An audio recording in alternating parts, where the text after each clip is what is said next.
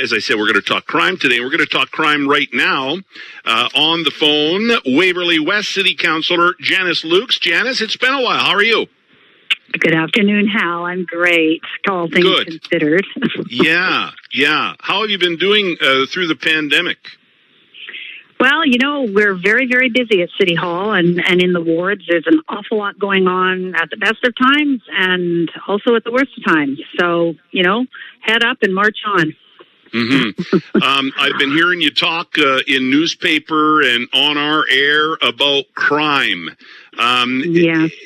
Tell us how bad it is out there, specifically in Waverly West. We're going to talk to Councillor Klein in an hour. How bad is it, Janice? Well, it's not specifically bad in Waverly West. Crime is bad throughout our city. We're experiencing an increased level of crime. The pandemic has compounded issues, and we're seeing crime everywhere. I, for some reason, am getting more calls on crime. The most common type of crime in Waverly West is property crime, break-in entries, house invasions, and property crimes. And I'm a very engaged counselor in the ward. I work with a lot of residents on many different issues, and I get calls. Of course, they've called the police, and the police are dealing with the issues. But they call me, and they, talk to me about it and what happened. And I'm just seeing an increase in the number of calls and the type of calls. It's again mostly break-in entry, but some are more strategic break-in entries versus what I call the dash and bash variety. And it's concerning how, throughout the city. Waverly West, the ward of Waverly West is one of the safest in the city, when you look at police crime stats, but we still have crime. And it's a concern of mine, and I'm bringing attention to this. I appreciate your interview with me, but this is going to be with us for a while yet. Do you get the sense that the property crime is sort of like what we saw at the height of the meth crisis, right? People were committing property crimes to get items that could be pawned or sold, and then that money could be used for drugs, or is it because there are people out of work during the pandemic and they're looking to crime? What is your sense as you take these calls from people in your area? I think it's a combination of both, I think it's a combination. Like I said, the pandemic has really compounded the drug situation. There's a disruption in drug supply. We're in an overdose crisis. People can't access drugs they're familiar with. They use other substances with detrimental effects. Some of the crimes are very strategic. They're focused on money, jewelry, and purses, things like that. As some are focused on electronics, but those are bigger items that are more visible, so it's a lot of smaller items, and it's what I'm hearing. And crimes of opportunity. The garage is open. Someone's walking by. The front door is left unlocked. The city of Winnipeg has never invested as much ever as we are doing now in social services, in working to end homelessness. And we're also on the other end of the spectrum, that's the proactive end. On the other end of the spectrum, the city has never invested as much as we are now in policing. So I think how, people really need to become aware and be proactive in protecting their property and their personal safety. I think as long as we're under the pandemic, we're going to see big challenges.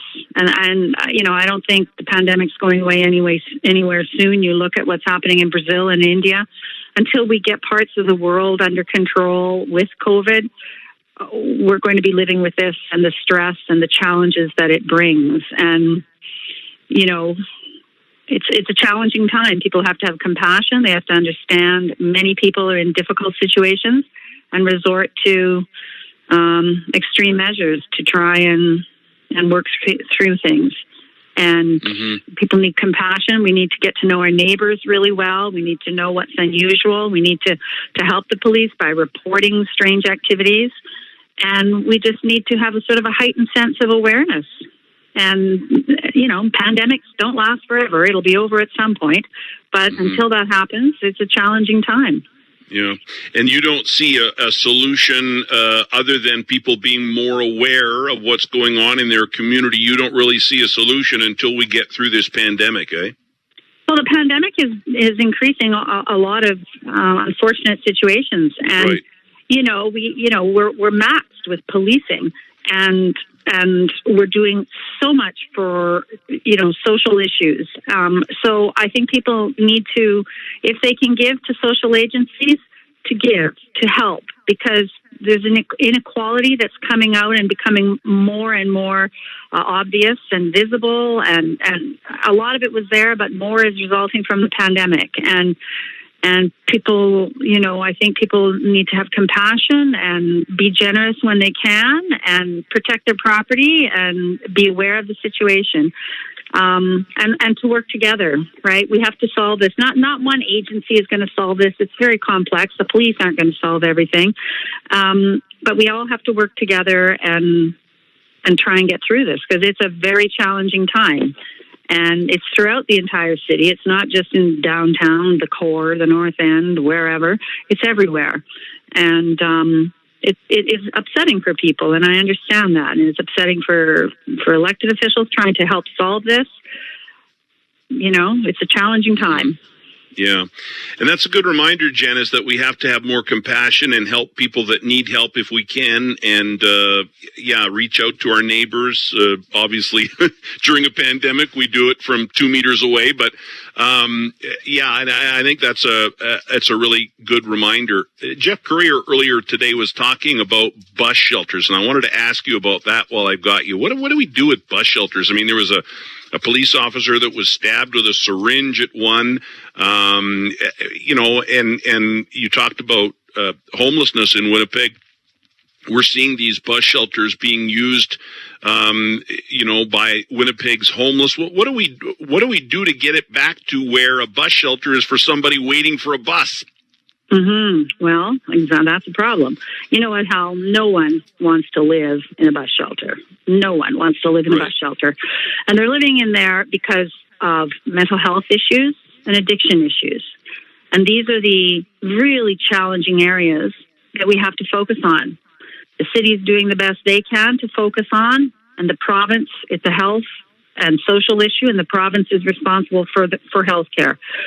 So we're all working together on this, and I would say to citizens again, if they can contribute in any form whatsoever to some of the social service agencies to help out, everyone has to pull together. It's the old adage of how it takes a community to raise a child, a village to raise a child. We're all going to have to work together to get through this, because there's no simple solution to mental health issues and addiction issues. Yeah. Gary's got a quick question by text here at 204-780-6868. Hal, please ask Janice about the Bridgewater-Kenaston road racers at night after 9 p.m. I think those guys got shut down. We'll wait and see. But I think the Headingley police did a wonderful job of tuning them up. So, again, this whole racing thing, I'm going to do a new update on my website. But ultimately, the police are the only ones that can deal with the racers, right? They're the only ones that can stop them and ticket them and do what they have to do. Mm-hmm. The citizens just have to report it and call the police. It's another challenge that we're having. Open roads, fast cars. And I sure hope it doesn't start up again this year. I have a feeling it will, but I don't know. Yeah. Janice, listen, I appreciate your time here this afternoon, and I appreciate what you're doing at 510 Main Street. Thank you.